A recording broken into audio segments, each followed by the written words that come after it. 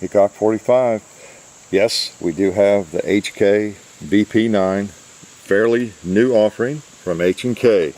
I've been getting a lot of requests to shoot this thing and let you know what I think about it. Well, I think it's a firearm, and it's an HK, and they do a good job. So whatever it is, HK, SIG, you can count on it being quality, right? I don't know if anything HK has made or is making that is not well made. Maybe there's something there. I'm not as familiar with their entire line as you might be. But when I think of HK, I think of really good firearms and really well made ones. So you know what the VP9 is. They've come out with a striker fired pistol. All right, now they've had them for a long time. You know, the VP70, the P7, the squeeze cocker. In some ways they sort of pioneered the popular I guess striker fired pistols of the modern era. But it's been a while since they've come out with one, and they, as well as everybody else, SIG, Glock of course, and other companies, seem to know we want striker fired pistols. And let's shoot this one and see whether it is worthy of that H and that K on the side of the slide. What do you think? All right, let's try it. See if it'll shoot. Let's just start out with something small, like those little clay pigeons. See, where should I hold it? How about right there? And right there. And there. Not bad. I see a can of paint. An old can of paint. Man. Okay, let's try some more small targets while we're out here.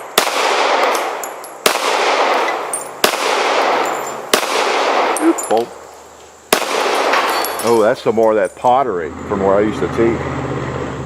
Oh. I think I have another magazine. Yes, I do.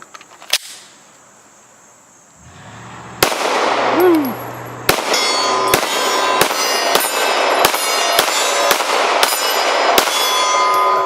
Pretty sweet. Oh, you notice you got the paddle mag release there. Some of you don't like that probably. I'm not sure I do. It works fine. You know, and of course it's ambi on both sides. That's one criticism some of you would have for this firearm. Well, I have shot it. This is not the first time I fired the pistol, of course, and I am pretty well impressed with it. It's it has a good reputation so far, and I find that it does shoot well and has a nice trigger. All those things you might have been hearing about it. It does hurt my finger a little bit, I have to say. And it's not just that I've got a trigger finger syndrome of some sort. I get the same feel on my left finger.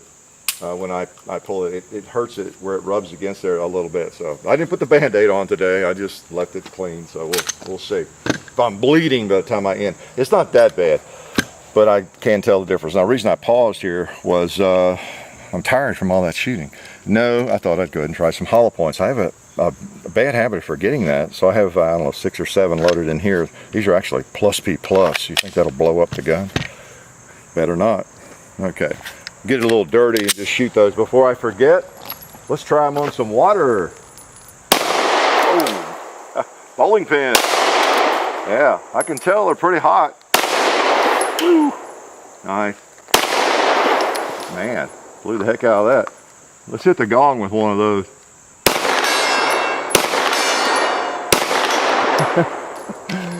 Sweet. That jars my finger even more. I got it under the magazine. Well, oh, here's a target. Boom.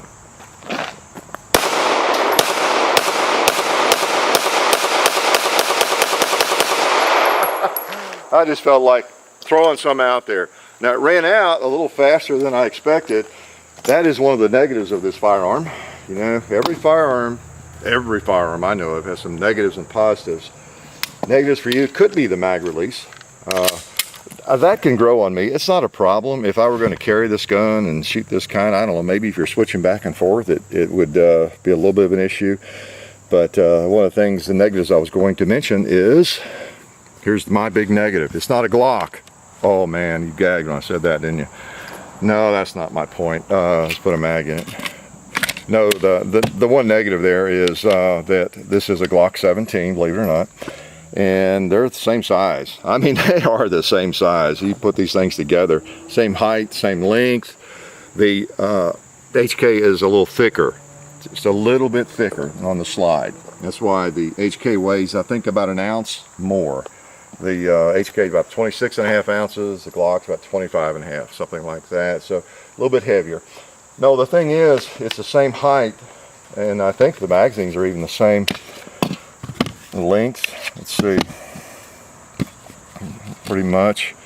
Yeah, pretty much the same size. Even the mag out of this, I brought out the SIG 320 since that's their claim to fame in the striker fired market, right, recently. These mags are all the same, basically, same length.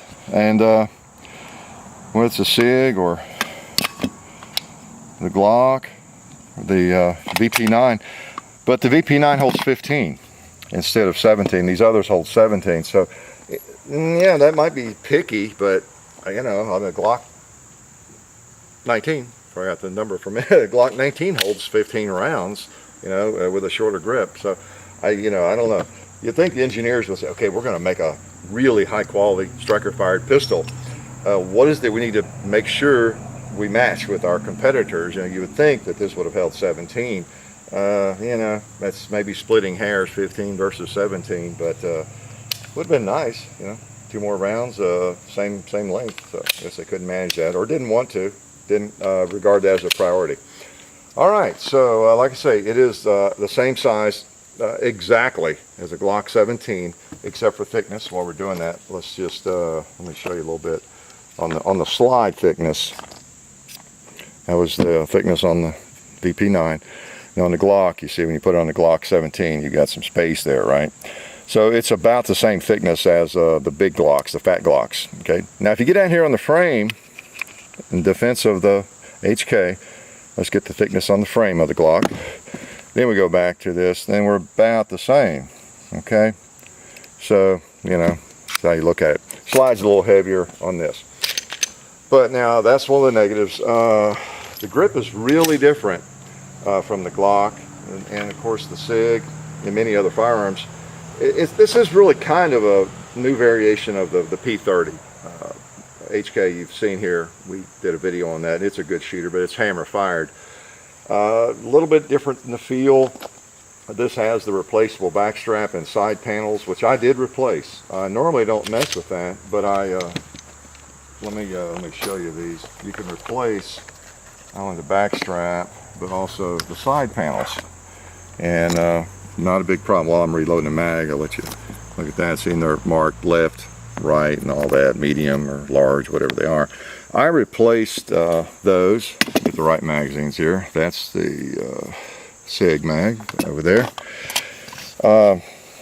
It felt okay, but I thought, I want to figure out how to do it anyway, and it's really not a problem. There's one pin you take out the bottom, the roll pin down there, and that you take the back strap off. And that allows you to replace the side panels very simply. Slide them in if you want to, but you have to take the back strap off first. And that is a pretty interesting feature. That is a huge plus because you can essentially rebuild the grip, not just the back, but the sides, however you like. So the real plus there.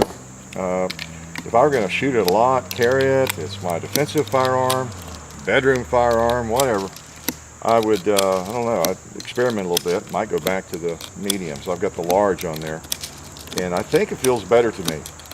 It's a pretty good sized grip. It's not an ideal concealed carry pistol, probably.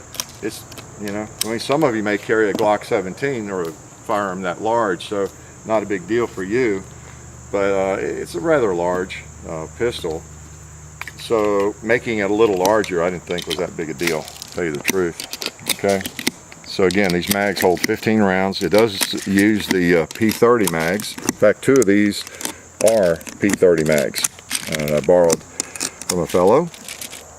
And by the way, we got this firearm from Bud's Gun Shop. It's a donation to the cause, and we sure appreciate that. And as we do this ammo from Federal. So Bud's Gun Shop and Federal are the stars of this video. Not to mention the H&K VP9. Okay. they've been working on this for a while, as I understand. This striker-fired pistol. You know, they're famous for their hammer-fired pistols, I guess, mostly. I have one more mag. Where's it hiding? There it is. But they've done a good job. All in all, I'll have to say it's a nice one. The trigger pull is really good. It's not just okay. They didn't just get in the ballpark on a striker-fired trigger. As I said, they have a lot of history with striker-fired triggers anyway, but they did it right. It's a very crisp pull. You would like it if you like striker-fired triggers. If you don't, you ought to like it. What's wrong with you? You really would. It's a dandy. It's a little different, but not really that much. I've read, somebody I read was complaining about it had a little bit of a long reset. I don't get that. It feels good to me. It breaks. You can see. I'm gonna break. It's always hard to. There we go. And then, you know, it's just right there. So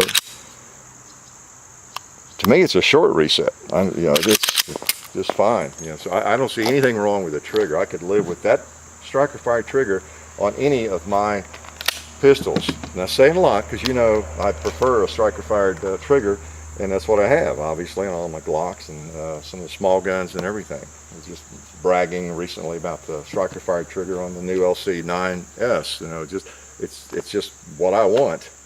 And it's interesting that all these companies seem to be moving in that direction, isn't it? Of course, now we don't have a new and improved holster here. We still have our old Don Hume catch-all holster because it is thick. It will not fit in my any of my other holsters I had. All right, what we're going to shoot now? Let's just pull it and shoot something. Let's try plates there a little bit. Let's first put around the chamber.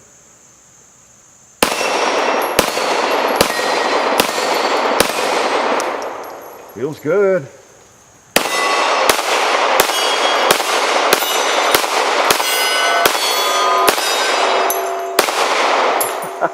Smoke a little pot on the last round.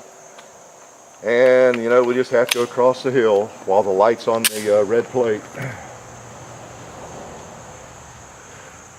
Okay. Try that thing.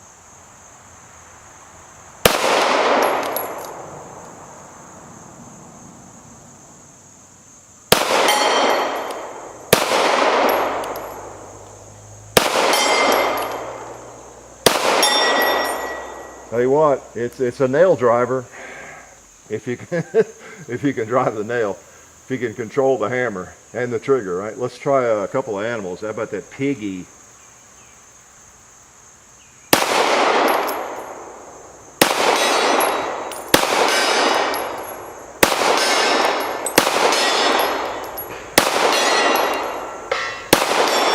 Oh boy.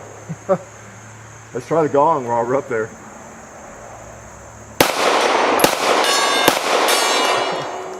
It is a sweet one, no doubt about it. Now let's just try a couple of pigs. I'm in the mood to kill pigs this week.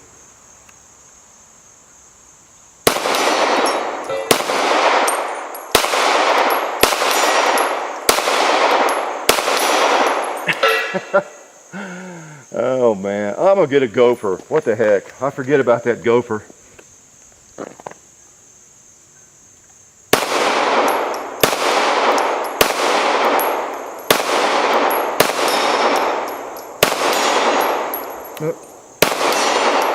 I had to get that last pig. And the gong for good measure. And I'll tell you, it's a good shooter. I think I already emptied those magazines. That's terrible. Ah, look at, no, we've got one more. What are we going to shoot? What are we going to shoot? Oh, how about the tree?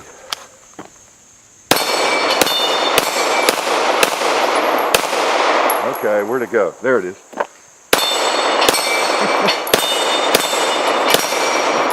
Nice. Oh, yeah. This is a keeper. I'm sorry. I know you're in a hurry. I got to load one more mag. Okay. All right. What did I forget to tell you about it? well, let me show you the gun here. Okay, you got your 3-dot sights. They're not night sights. They're glow. You know, if they've been exposed to light, they'll glow. You've got a cocking. You can see whether it's cocked or not. A little red dot. It's actually the back of the striker, and it's kind of interesting. It claims to have kind of a loaded chamber indicator. The extractor extends a little bit like that, but and you can maybe feel it, but boy, it's barely. It's not as much as the Glock, at least on this one. So I'd hardly call that a loaded chamber indicator. So you got that. Your controls, I noticed, are kind of minimalized on this. That's one thing I like about it. One of the things when I think about H&Ks, the USPs, I believe it is specifically, I mean, they're busy. The controls are like big wrenches on the sides and everything. And for a duty gun, I guess that doesn't really matter, but they've never appealed to me. And you know why? That's why. Look at the side of that gun. Okay? Yeah, that's right. That's what I judge everything by, you know. And this is more like that. You know, you got your controls, but they're fairly flat, not a problem. I like this little doodad back here.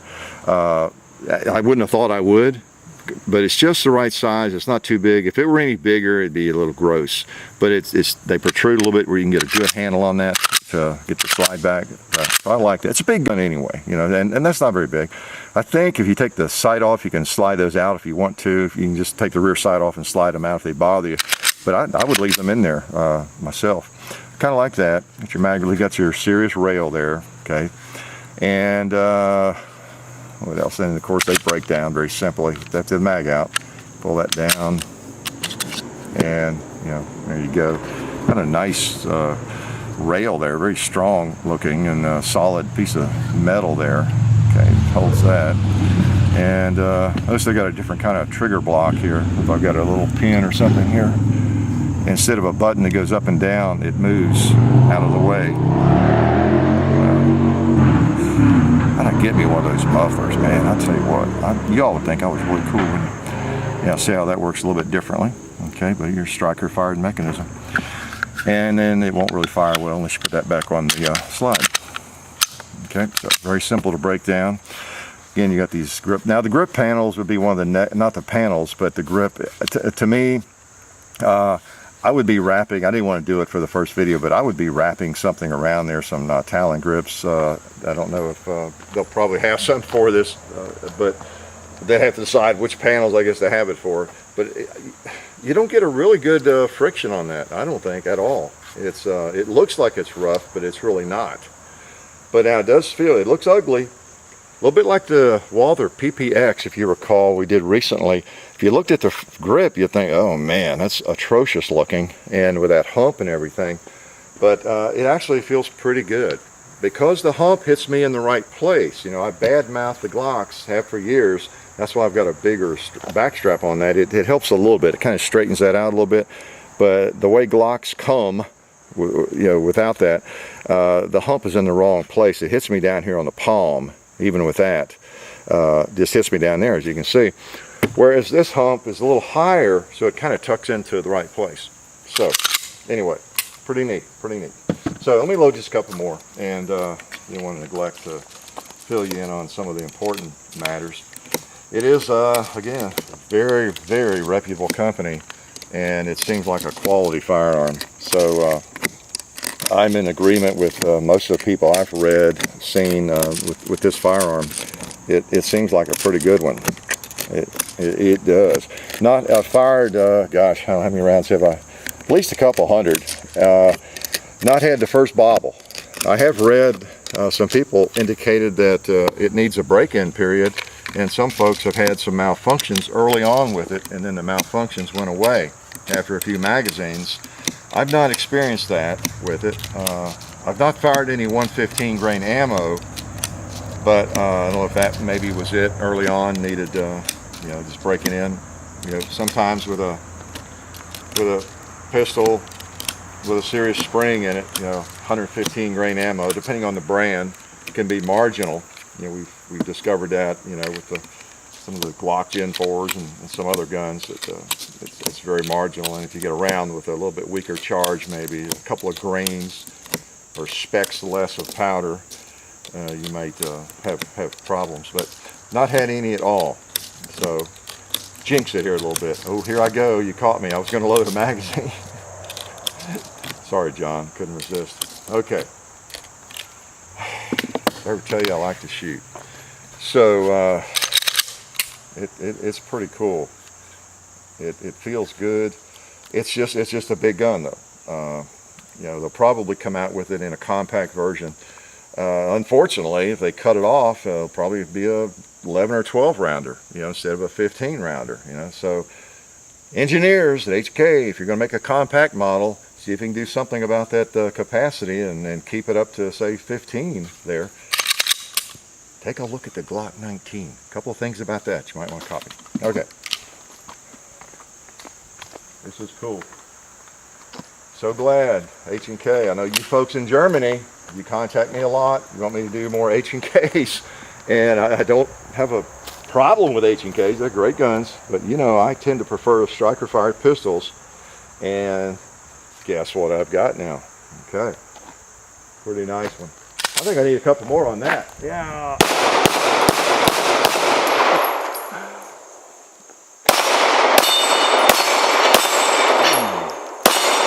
Yeehaw. All right. Let's go down here a little bit. Boy, put it back in this expensive holster. Oh man. Nothing like having a pistol with a great trigger and a target-rich environment.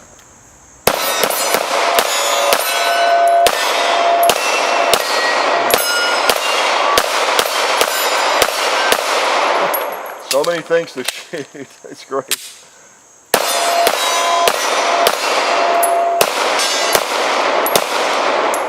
Sweet.